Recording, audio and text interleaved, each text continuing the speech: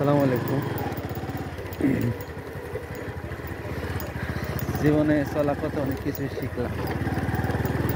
এই বয়সে জানা অজানা অনেক কিছুই দেখছি, শিখছি। আসলে মানুষ যত বড় হয় ততই শিখে, যত দেখে ততই শিখে, শিখে শেষ নেই। আর কিছু কিছু মানুষ,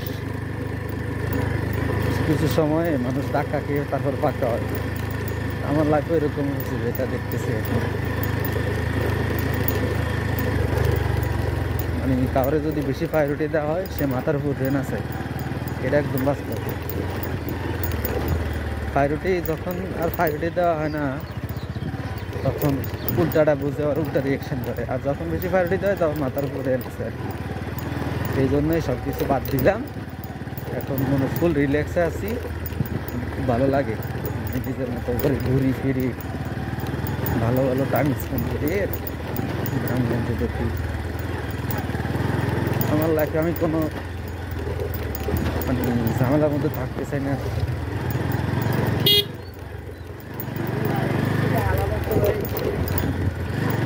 আমার লাইফটাতে আমি কখনো কোনো ঝামেলা রাখিনি।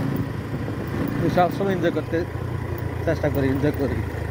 মন খারাপ রাখার কোনো ওয়ে নেই আমার কাছে।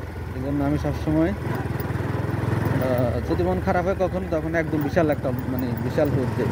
মন ভালো করার জন্য এটাই সবথেকে বেশি। হয় পাহাড় নয় সমুদ্র, এটা করি। তো মনে হয় যে এখন আবার সমুদ্রের কাছে যাইতে হবে না। আমার এই বয়সে আমি ইনকাম যা করি, যা করছি আমার এই লাইফে, আমি আমার আমার স্কুল লাইফ থেকে আমি অনেক ছোটোবেলায় আমি টিউশনি করতাম, অনেক টিউশনি করতাম। আর টিউশনের মধ্যে অনেক ভালো প্রফিটও আছে। যখন যেটা করছি একদম মন দিয়ে করছি। টিউশনি করে তখন থেকে ঘুরতাম। 2014 সাল থেকে আমার ঘুরার মতো একটা নেশা ছিল, এটা নেশা ফেশার মতোই ছিল। তো তারই ধারাবাহিকতায় আমি এখনও ওই নেশা বলতে পারিনি। প্রতি সপ্তাহে 2-3টা জেলা আমার ঘুরে হয়। তো গত সপ্তাহ মিস হয়েছে, সামনের সপ্তাহে আমি আবার যাবো, মনে হয় যে কক্সবাজার। আমার কোনো সপ্তাহে গ্যাপ যাক, এটা আমি চাই না। আমি শরীরে যতদিন শক্তি আছে, বল আছে, এতদিন আমি ঘুরবই। কারণ একটা সময় আসবে তখন টাকাও থাকবে, সময় থাকবে, কিন্তু ওই ঘুরার মতো এনার্জিটা থাকবে না।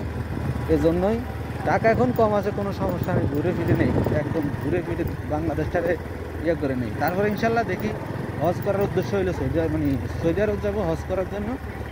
দরকার হয় বিদেশ কোনো ভিসা টিসা লাগায় কাজ করার উদ্দেশ্য হইলে হজ করবো ইনশাল্লাহ।